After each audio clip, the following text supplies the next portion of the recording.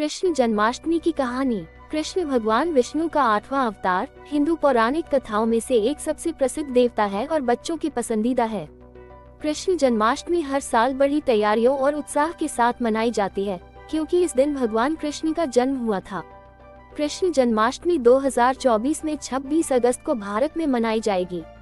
कृष्ण जन्माष्टमी हिंदू पौराणिक दिनों में से एक महत्वपूर्ण दिन है। ये दिन पूरे देश में बड़े उत्साह के साथ मनाया जाता है। लोग इस दिन को भजन, कीर्तन, दही हांडी आयोजन, फैंसी ड्रेस प्रतियोगिताओं, झूला सजावट, भजन आदि जैसी विभिन्न सांस्कृतिक गतिविधियों के साथ मनाते हैं। कृष्ण जन्माष्टमी की कहानी। कई साल पहले एक दूरस्थ राज्य मथुरा नामक जगह पर एक बहुत ही निर्दय राजा था जिनका नाम कंस था। वह एक क्रूर शासक था जो हमेशा अपने राज्य में सत्ता में बने रहना चाहता था।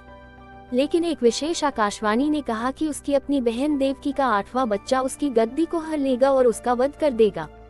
इस आकाशवाणी ने उसे बहुत डराया। इसलिए राजा कंस ने अपनी बहन देवकी और उनके पति वसुदेव को एक अंधेरे, उदास कारागार में बंद कर दिया।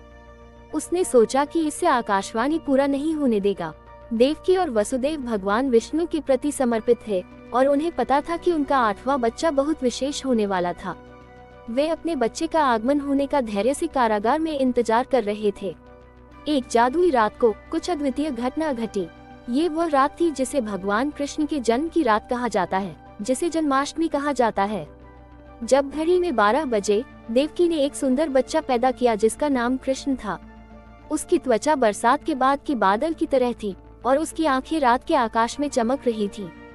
वह थे भगवान विष्णु का 8वां अवतार कृष्ण भगवान।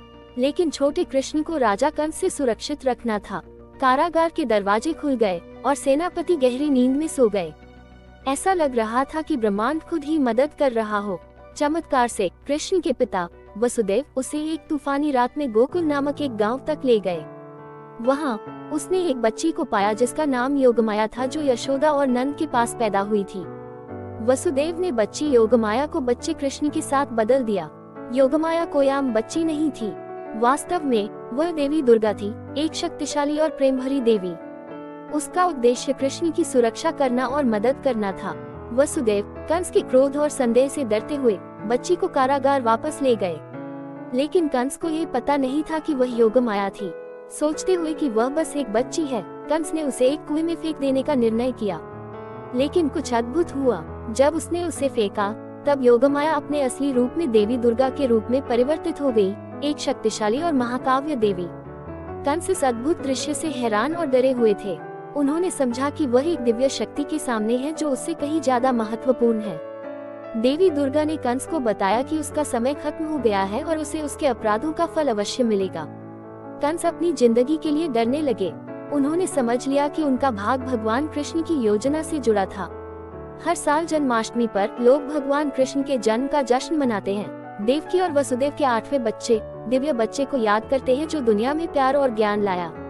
वे उनके जन्म की कहानी, योगमाया के साथ विनिमय और देवी दुर्गा की शक्तिपूर्ण हस्तक्षेप को याद रखते हैं। ये हमें याद दिलाता है कि भलाई और प्यार हमेशा अंधकार और क्रूरता पर विजय प्राप्त करेंगे।